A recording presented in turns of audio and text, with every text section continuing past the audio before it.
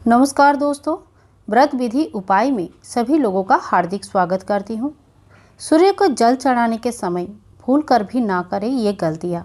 घर में आती है दरिद्रता और सूर्य नारायण होते हैं बहुत ही क्रोधित। सूर्यदेव को जल चढ़ाते समय ये गलतियाँ अगर आप कर रहे हैं तो ये वीडियो आपके लिए है। शास्त्रों के अनुसार स्नान के पश्चात सूर्य उदय के समय भगवान सूर्य नारायण को जल चढ़ाना चाहिए। तांबे का लोटे से ही जल चढ़ाना सर्वोत्तम माना जाता है और ये शुभ भी होता है। शुद्ध जल के साथ साथ लाल फूल तथा थोड़ा अक्षत मिलाकर सूर्य नारायण को जल देना चाहिए। खाली जल कभी नहीं चढ़ाना चाहिए, इससे सूर्यदेव जल्दी प्रसन्न होते हैं। जल चढ़ाते समय ओम नमः सूर्याय नमः इस मंत्र का जप करना चाहिए। मान सम्मान के वृद्धि के लिए, रोग से मुक्ति पाने के लिए तथा आत्मबल के वृद्धि के लिए सूर्यदेव को जल जरूर अर्पण करना चाहिए। जो भी मनुष्य सूर्य नारायण को जल चढ़ाते हैं वो इन बातों से अवश्य ध्यान रखें। दोस्तों, अगर अभी तक आपने हमारा चैनल सब्सक्राइब नहीं किया है तो प्लीज़ हमारे चैनल को सब्सक्राइब कर ले और व्रत विधि उपाय परिवार का हिस्सा बने। चलिए अब हम जानते हैं कि सूर्य नारायण को जल चढ़ाते समय हमें किन बातों का ध्यान रखना चाहिए। अगर आप भी सूर्यदेव को जल चढ़ाते समय ये गलतियां कर रहे हो तो सूर्यदेव को जल चढ़ाना और नहीं चढ़ाना एक समान होता है। जान लेते हैं कि वो कौन सी गलतियां होती है हमसे, जिससे हमारे द्वारा किया गया पूजा भगवान स्वीकार नहीं करते हैं और रोज़ पूजा करने के बाद भी हमें मनचाही फल की प्राप्ति नहीं होती है। आज इस वीडियो में मैं 9 ऐसी बातें आपको बताऊंगी जो सूर्यदेव को जल चढ़ाते समय आपको बिल्कुल ध्यान में रखना चाहिए।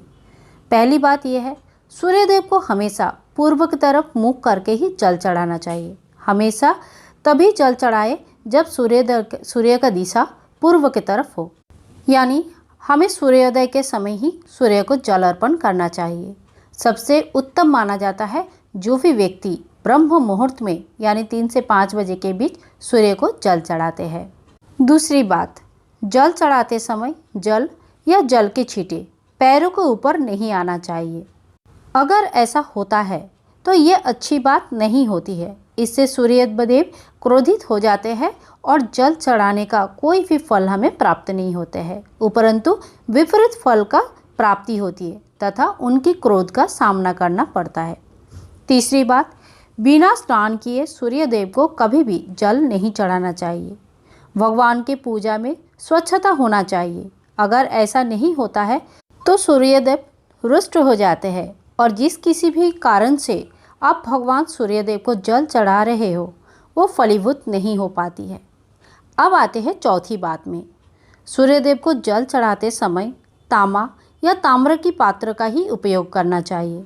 प्लास्टिक, स्टील तथा लोहे का पात्र व्यवहार करना अनुचित होता है। इस समय आपको ध्यान रखना चाहिए, किसी भी हालत में आपको स्टील की पात्र यूज़ नहीं करनी चाहिए। पांचवी बात में आते हैं, जल चढ़ाते वक्त शुद्ध जल का ही व्यवहार करें। खाली जल कभी नहीं चढ़ाना चाहिए।